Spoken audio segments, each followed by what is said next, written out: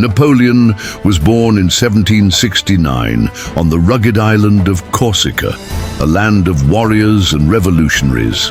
As a child, he was brilliant but reserved, always buried in books on war and strategy.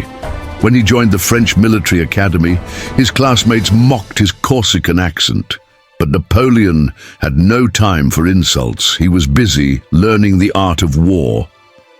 When the French Revolution erupted, chaos gripped France.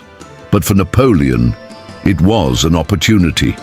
He rose through the ranks with lightning speed, proving his genius in battle. By 1796, at just 26 years old, he led the French army into Italy, crushing enemy forces. His strategy, speed, surprise, and relentless attacks. His victories made him a legend. By 1799, France was on the brink of collapse. The government was weak, the people restless. Napoleon saw his chance. In a swift and bloodless coup, known as the Coup of 18 Brumaire, he seized power. No more weak leaders. Napoleon was now the master of France. In 1804, in a grand ceremony at Notre Dame, Napoleon did the unthinkable. Instead of waiting for the Pope to crown him, he placed the crown on his own head. He declared, "I am the master of my own destiny." France now had an emperor. Napoleon transformed France into a superpower. He reformed laws, education, and infrastructure. But his greatest passion? War. He marched through Austria, Prussia, Spain, and Russia, leaving a trail of victories. His enemies trembled as his empire stretched across Europe. His soldiers worshipped him, calling him the Little Corporal.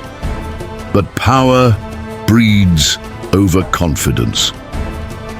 In 1812, Napoleon made a fatal mistake. He invaded Russia in winter. The snow, hunger, and Russian tactics destroyed his army. Over 500,000 men marched in. Less than 100,000 survived.